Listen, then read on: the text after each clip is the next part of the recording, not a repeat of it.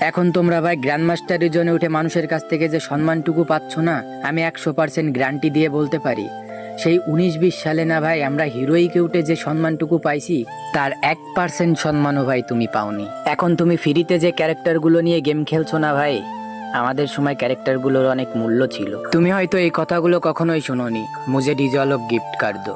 এখন ম্যাচে গিলে খেলা না পারলে তোমরা যে গালিগালাজ দাও না ভাই, আমাদের সময় এসব গালিগালাজ ছিল না। এখন তো ভাই ভালো গেম প্লে করলেও মানুষের কাছে ঝাড়ি শুনতে হয়, কিন্তু এমন একটা সময় ছিল যখন কেউ যদি ভালো গেম প্লে করতো তখন তাকে ভাড়া করে কাস্টম খেলার জন্য নিয়ে যাওয়া হতো। আর এখন ভালো খেললেও মানুষের কাছে গালি শুনতে হয়। দিনে দিনে না ভাই আমাদের গেমটা শুধু আমাদের কারণেই নষ্ট হচ্ছে। এখন যদি কেউ অনেক ভালো গেম প্লেও করে না ভাই, তাকে কেউ কোনো মূল্য দেয় না, মূল্য দেয় একটা মেয়েকে, ন্যাকামি ভিডিওকে। আর হ্যাঁ, একটা কথা, আমাদের দেশে গেম প্লে দিয়ে এখন কেউ সাপোর্ট পায় না কিসের জন্য জানো ভাই? কারণ আমাদের দেশে সবাই নিজেকে নিজে প্রো প্লেয়ার দাবি করে।